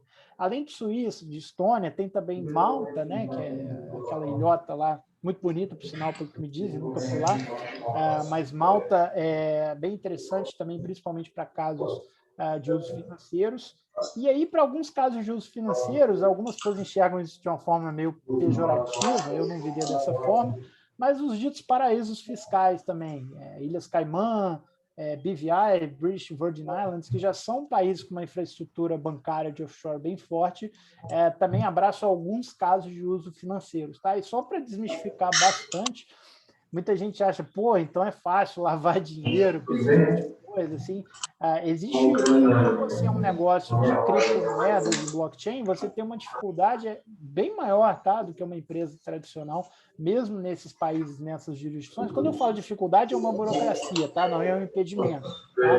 Mas quando por um lado, existe essa fluidez, pode comprar e vender de qualquer lugar do mundo, ninguém te impede, é descentralizado, por um lado tem isso, agora a regulação vai ter que assimilar. Né? Então, você como uma empresa de cripto, de blockchain, que vai incorporar em alguns países, você vai ter uma burocracia um pouquinho maior, porque eles têm que ter, né, essas medidas de prevenção à lavagem de dinheiro, de financiamento ao terrorismo, práticas de know your client, etc. Mas, assim, basicamente o que eu gosto de dizer assim, para quem quer fazer certinho, já existe uma regra ali, um formulário pré-definido, que se você seguir, em diferentes jurisdições os requisitos vão variar, mas se você seguir, você vai conseguir. E até o próprio Estados Unidos, né? Estados Unidos, na minha opinião, é um pouco...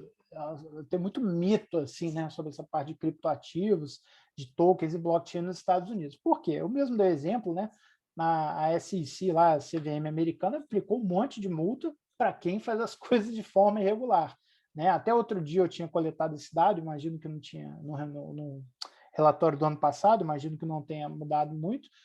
A esmagadora maioria das ofertas de tokens securitários, ou seja, tokenização para representar valores imobiliários, a grande maioria é feita nos Estados Unidos. Porque existe um arcabouço específico, se você quiser seguir, você consegue. Tá? Não estou falando aqui específico desse caso de NFT, que até para eles lá é bem recente, mas e no Brasil a mesma coisa. Para alguns casos você não vai ter a segurança jurídica, mas para casos de uso de tokenização que fujam diretamente da definição de valor imobiliário, não tem muita dificuldade. Se você quiser criar um item de um joguinho ali na forma de NFT, assim, como leigo e tal, mas como uma pessoa do segmento que tem muitos contatos, não vejo nenhum impeditivo grave. E já temos aí o que se chama, né, o sandbox regulatório, aí, essa dispensa avaliada aí de você incorrer num regramento muito específico. Então, eu consigo montar uma fintech baseada na tecnologia blockchain sem ter que me submeter à regulação de banco. Tá? Tanto o Banco Central do Brasil quanto a Comissão de Valores Imobiliários já dispõem aí do sandbox regulatório, né? Sandbox é da caixinha de areia, então você consegue ali que o empreendedor inovador consiga iniciar seu modelo de negócio sem que a regulação o ingesse. Então, vamos supor que eu queira emitir uma debênture tokenizada. Não quero passar por banco, por taxa, quero fazer emissão de dívida privada utilizando uma tokenização em blockchain. Sei, talvez a CVM não vai te deixar emitir R$1 bilhão de uma vez sem ter uma regulação, um marco específico, mas já existem aí dispensas de regulação se for mexer com 10, 20, 30 milhões. Então, tem muito nesse sentido, plataformas de tokenização de algumas naturezas já vem obtendo esse certificado como se fosse uma dispensa ali de regulação de curto e médio prazo, até que esse negócio fique grande o suficiente, o regulador já entenda mais sobre a tecnologia, e o mercado possa evoluir de maneira muito equilibrada, né, entre a regulação que organiza o mercado, que coíbe fraudes, essas questões financeiras principalmente, mas que também não estrangule a inovação. Inclusive, o Brasil, de certa maneira, importou as únicas jurisdições aqui que eu acho que faltam ser comentadas, importou essa noção de sandbox regulatório. Pelo que eu tenho notícia, alguns dos primeiros países a fazerem isso são aquelas ilhotas lá de grande pujança econômica da Ásia, lá Singapura e Hong Kong, né? Já tem aí um incentivo, né? Que aí entra um pacote completo. Às vezes tem um incentivo fiscal, tem essa questão da segurança jurídica, dessas jurisdições que eu falei, de falar em projetos de blockchain, venham para cá. Então, eu imagino que, assim, quando você quer fazer do jeito certo, seguir no regramento, muitas dessas jurisdições são extremamente favoráveis. Só complementando isso que você falou, pelo que eu percebi, os países que têm essa preocupação, que ainda não investiram muito no assunto, é justamente a questão dos crimes de fraude, do controle de tudo isso, que parece que ainda não está muito claro, né? Como fazer esse controle. Então, acho que à medida em que a coisa vai evoluindo, com certeza isso já vai se tornando mais visível, né? Para quem ainda não decidiu regular esse mercado, né? Absolutamente, está corretíssima a sua análise. Assim, o mercado e o direito é inevitável, né? Falar isso para o pessoal de direito digital é chover no molhado, né? Não tem como querer que o direito siga no mesmo ritmo da tecnologia. O direito vai vir sempre atrás, né? E vem atrás para corrigir o problema, né? Eu acho que eu falando aqui minha opinião estritamente pessoal, mas eu sou plenamente favorável a regulações no meio, desde que venham de uma maneira equilibrada. Deixa o mercado se desenvolver um pouquinho, corrige o que tem de problema. O maior exemplo que eu dou é a internet, né? Vocês já imaginaram se a internet fosse regulada em 1995? Né? Vai regular o quê? Envio e recebimento de e-mail? Né? Quem usava site, entendeu? Então, assim, aí veio o Marco Civil da Internet, com suas alterações, etc., né? Mas veio estabelecer um marco muito importante em termos de regulação e segurança jurídica para as mais variadas frentes. sofreu ali algumas alterações, mas enfim.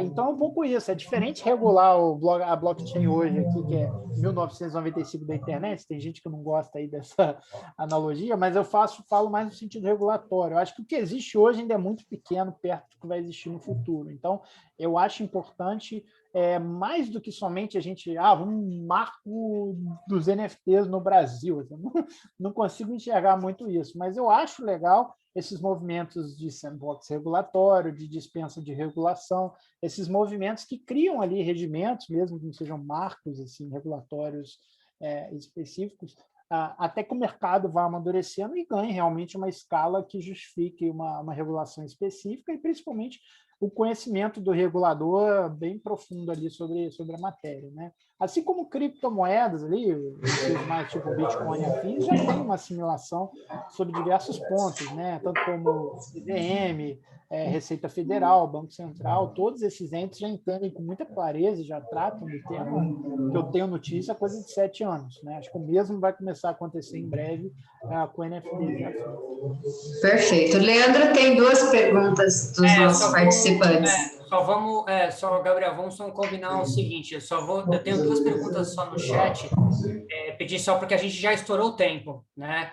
Então, só para a gente tentar ser pontual, o pessoal está me mandando aqui coisa, a gente vai voltar, tá, nesse evento com você, o pessoal, né, curtiu bastante, eu percebi que a galera tem muita pergunta, muita coisa, mas como a gente já está com o tempo, né, quase estourando, eu só vou te fazer essas 2 perguntas, eu vou te pedir só para você pontuar, e aí depois a gente, se você puder, né, disponibilizar algum contato, alguma rede social tua, a gente já direciona isso também para você, ou a pessoa já entra contigo em contato já diretamente, tá? A primeira é da Mariane, ela perguntou aqui assim, né, que em casos de roubo de imagens de mídias sociais, né, ela colocou aqui um exemplo, as artes, há algum modo atualmente para denunciar ou transferir os NFTs para o artista oficial? Nossa, que eu saiba, não. Que eu saiba, ainda não existe forma de fazer isso, porque como a coisa ainda funciona muito em silos, né? Vocês lembram ao longo da explanação de hoje aqui, eu falava muito assim, o que fica no digital, o que vai para o físico, uma coisa é a plataforma digital Spotify falar que vai distribuir direito. Dentro daquele ecossistema, você tem uma segurança ali de que a regra vai ser cumprida.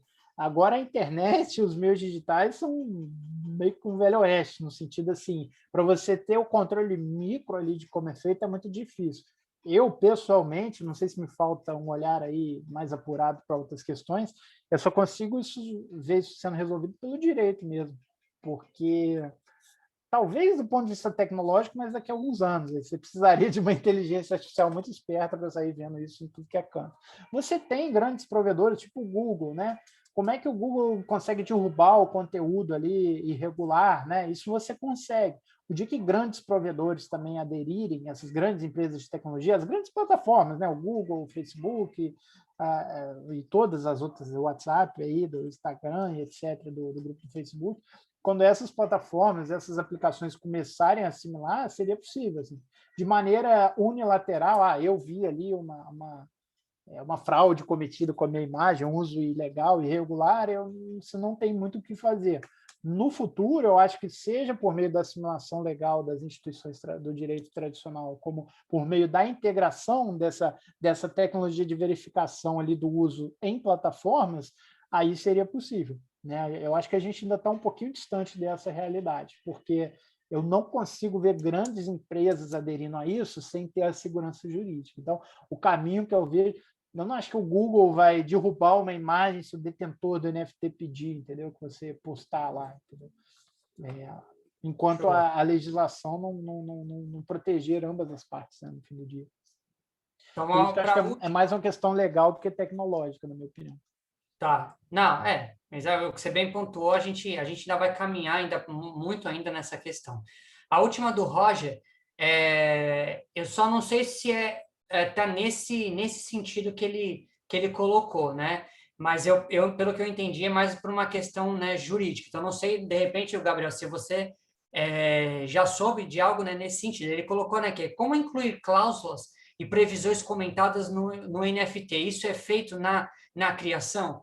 Eu não sei se ele quis dizer, né, no sentido de dar uma autenticidade, né, que nem você explicou, ou no sentido de que, por exemplo, né, como a blockchain, ela é algo assim que não tem barreira, né, vamos por assim uma forma simples, né, de dizer, de quando você passa isso para uma outra pessoa, se isso caminha, né, que nem você explicou, com um código, né, uma hash de autenticidade. Eu não sei se foi nesse sentido que ele perguntou, tá? Mas foi essa pergunta que ele fez, né? Se tem como incluir cláusulas e previsões comentadas no NFT. Essa pergunta é muito boa mesmo. Quem fez já está lá na frente. Eu acho interessante por conta do seguinte: você conseguiria, sim, de certa forma, você consegue incluir isso na maior parte das plataformas. É um tema no qual eu nem me aprofundei. Se alguém quiser, a gente faz outro encontro para falar só disso, que é o tema dos contratos inteligentes. Contratos inteligentes, explicado aqui em 5 segundos, nada mais são do que regras estabelecidas, né, escritas na blockchain, que se fazem valer através da blockchain. Então, está muito vinculado ao que você falou com a ideia de um NFT. Quando você cria um NFT, não em todas as tecnologias, em todas as redes blockchain que existem, mas na maior parte delas, você vai programar um contrato inteligente. Então, é nesse momento de emissão do NFT que você consegue colocar as cláusulas. É exatamente o que você falou. Eu consigo programar um NFT. Novamente, eu não estou falando no sentido literal, no sentido legal, mas vamos supor que existe uma plataforma vinculada à minha blockchain. O meu Spotify o Spotify resolveu fazer uma parceria com a minha aplicação em blockchain. Então, eu consigo programar um NFT da música cujo upload eu fiz no Spotify com a cláusula que eu quiser. No primeiro ano, a pessoa que comprou o NFT vai ganhar 100% dos direitos. No segundo ano, 50%, o resto fica para o Spotify. No terceiro ano, 20% para sempre. Você pode programar isso da maneira que você quiser e, em grosso modo, assim, simplificando, tudo mais constante, uma vez programado, não pode ser mudado. Vocês lembram do que eu falei? O NFT você tem que ter aquela segurança de que você não pode criar mais unidades daquilo ali, você não pode copiar e colar aquilo, assim como você não pode destruir o NFT de alguém. Então, você estabelece ali as cláusulas, mas, grosso modo, uma vez escrito na blockchain, você não pode mudar. É mais ou menos assim. Então, vai ficar na blockchain para sempre e você não pode mudar. Então, dá para fazer uma cláusula, mas é uma cláusula pétrea, tá? Você não conseguiria mudar depois de feita. O que você pode fazer, dada essa natureza da blockchain, de que a informação não pode ser alterada, você pode destruir, como eu falei, não, mas você pode invalidar aquele NFT e criar um novo. Então, agora o NFT daquela música ele é outro. Mas aí você tem que ter de comum acordo entre as partes. É como rasgar um contrato e fazer outro. Se uma das partes não estiver satisfeita, aquele contrato vai valer para sempre, você tem que arcar com as consequências. A mesma lógica contratual se aplica a contrato inteligente, com a única vantagem de que você não pode fazer ali emendas, essas adições não podem ser feitas. Mas existe sim uma solução, existem duas soluções. A primeira delas eu já falei. Você, de comum acordo, as partes podem rasgar aquele contrato e fazer um novo. Então, você pode emitir um novo NFT para o mesmo objeto digital, se ambas as partes concordarem, senão o que foi estabelecido previamente é válido para sempre, né? Ou você pode fazer isso, a gente fala assim, no nível da plataforma, no nível da aplicação. O que significa isso? Uma vez que você criou o NFT, você não pode fazer com que as regras ali de criação dele sejam alteradas, mas você pode fazer, no meio em que ele for sendo trocado e vendido, você pode fazer uma nova regra valer. Então, vamos supor assim, é o que eu falei, eu criei um NFT e fica estabelecido, comprei o NFT do artista Leandro. O Leandro ganhou dinheiro quando ele vendeu o NFT para o Spotify, eu fui lá e comprei do Spotify. Segundo os termos do próprio NFT, o Leandro fica com 0, porque ele já recebeu o dinheiro, e o Spotify vai dividir metade para ele, metade para mim, para sempre. Se a gente quer mudar essa regra e falar, não, pô, sacanagem com o Leandro, foi ele que criou a obra, a partir de agora vai ser 40 para mim, 40 para o Spotify e 20% do Leandro. Mesmo sem mudar a regra do NFT, o Spotify pode mudar a regra de pagamento dele como detentor da plataforma em que o NFT é trocado ali, como uma parte direta ligada à utilização daquele NFT, ele pode, né, estabelecer que o pagamento seja feito dessa forma. Aí é o que eu falei, do ponto de vista legal, você, assim, do ponto de vista legal, né? Do ponto de vista do NFT, do contrato inteligente, você mudou a regra. Então, enquanto aquela regra estiver sendo cumprida de maneira diferente, mas estiver satisfazendo as partes, tudo bem. Só que do ponto de vista legal, no futuro, lá um pouquinho adiante, quando os NFTs realmente valerem para distribuição de royalty, aí você está infringindo a regra, né? Então pode ser problemático. Então eu diria, grosso modo, é um tema um pouquinho difícil, essa pergunta não é trivial, tá? Desculpa ter ido e vindo um pouquinho na resposta, mas é basicamente isso. Sim, você consegue fazer cláusulas, tá, de como o NFT deve funcionar, de que maneira ele distribui direito, se vai existir um só dele, se vão existir 100, se vão existir 10 hoje, 10 só no ano que vem. Dá para programar esse tipo de temporalidade, dá para bolar regrinhas e fazer com que elas sejam o self-enforcement, né, essa capacidade de fazer valer a si mesmas, que são basicamente que define uma regra de um smart contract, né, de um contrato inteligente. E regras adicionais só podem ser estabelecidas rasgando aquele contrato, invalidando aquele NFT e criando outro, ou então você recorrendo a uma plataforma, por exemplo. A corretora em que é feita a compra e a venda daqueles NFTs, ela pode, do lado dela, se as partes confiarem nela, fazer valer uma regra um pouco diferente da que foi estabelecida no NFT. Só que essa parte incorreria num certo risco também se isso não ficasse registrado em algum lugar. É um pouco por aí. Show. Andresa? Bom, acredito que tem muito conteúdo ainda para falar. Poderíamos ficar por horas e horas. Queria agradecer a sua participação, Gabriel, agradecer o conteúdo, o compartilhamento do conhecimento.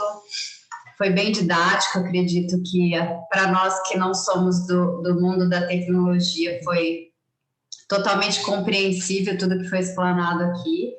Queria agradecer a todos os participantes por ter disponibilizado o tempo aí com a gente, Leandro. E se você quiser dar suas palavras finais aí junto com suas redes, fique à vontade. Não, agradeço, é um prazer estar aqui com vocês. Eu estou aberto a repetir o encontro aí para tratar de outros temas, quando e se vocês quiserem. E quanto às dúvidas adicionais, eu estou inteiramente aberto. O meu e-mail já foi deixado aí no chat, aleixo@hathor.network, né? O projeto aí do qual eu sou parte, a Hathor. E no LinkedIn é Gabriel Aleixo. Meu nome é LinkedIn lá, /Gabriel-Aleixo. Podem me adicionar, ter dúvidas, conexões. Adoro contribuir para trabalhos acadêmicos. Se vocês tiverem ideias de casos de uso de tokenização, nosso projeto é voltado a facilitar radicalmente esse processo. Então, eu estou totalmente aberto a qualquer tipo de contato aí que seja construtivo, seja na área acadêmica, seja na área profissional, comercial, de pessoas que queiram embarcar um pouco mais na parte de blockchain, mesmo advogados, profissionais em geral do direito que queiram exercer um pouco mais a profissão ligada a esse tipo de tecnologia. Tá? A gente tem muitos casos de uso sendo construídos na nossa rede blockchain e muitas vezes eles precisam de consultoria jurídica legal especializada. Vai ser um prazer também indicar algumas de vocês, caso haja interesse e seja, claro, a área de em que vocês estejam se especializando.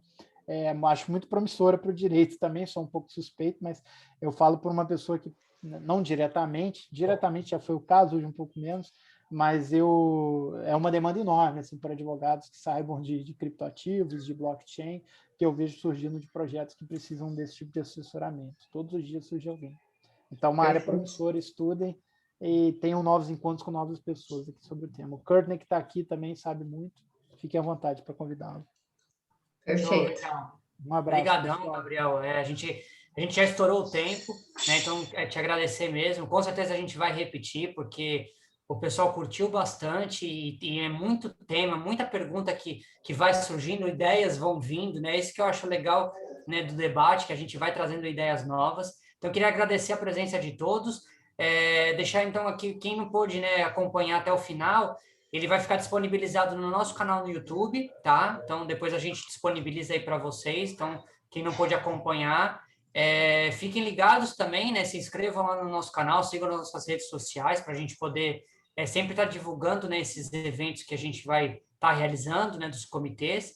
E a gente fica à disposição, se de repente alguém quiser depois colocar algum ponto para nós, alguma situação, a gente está aí aberto para poder sempre ouvi-los, tá bom, pessoal? Então, vou encerrando aqui por hoje, né, o nosso painel, nosso encontro, agradecer a todos vocês aí pela disponibilidade, né, não deu para sentir, mas isso que é bacana dos eventos. E pode ter certeza que a gente vai refazer o convite para o Gabriel para voltar, porque muitas coisas ainda surgiram, já meu caderninho aqui já está com um monte de coisa legal que dá para colocar com ele, pela dinâmica, e com certeza a gente vai seguir, tá bom, pessoal? Obrigadão para todos, bom feriado, tá? Para quem não sei, nessa loucura nossa de pandemia, né? Não sei em que cidade que cada um está, se vai ser feriado, né? Aqui onde eu estou em São Paulo vai ser feriado, então bom feriado aí para todos, e a gente se vê aí no próximo encontro. Tchau, pessoal. Perfeito. Abração. Tchau, boa noite. Tchau, tchau.